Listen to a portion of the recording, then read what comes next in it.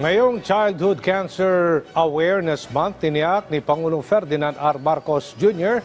sa mga child cancer warrior at kanilang pamilya na kasangganilang pamalaan sa pagtataguyod ng mas matatag na healthcare system para higit na matugunan ang kanilang mga pangangailangan. Si Bernard Ferrer sa Sentro Balita. Binisita ni Pangulong Ferdinand R. Marcos Jr. ang Philippine Children's Medical Center o PCMC sa Quezon City.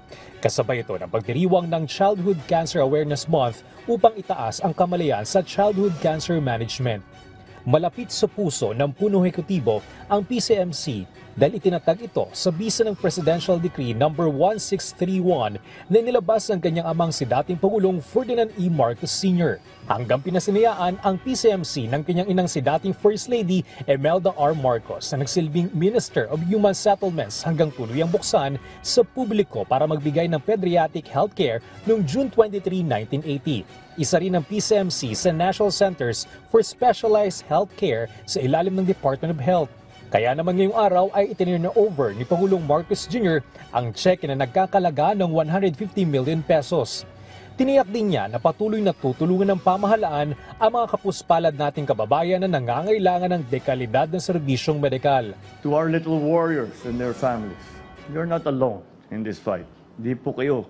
Kami ay nandito po kasama ninyo at kabalikat ninyo sa nagagawin ng lahat upang tulungan ang inyong mga anak na maging malusog at maging malakas. Itinatayo na rin anya ang PCMC Legacy Tower na may 20 palapag upang matugunan ang serbisyong pangkalusugan ng lumalaking populasyon ng bansa.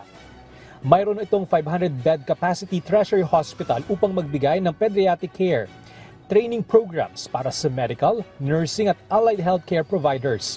Ibinida rin ni Pangulong Marcos Jr. ang mga makabagong kagamitan sa Legacy Tower.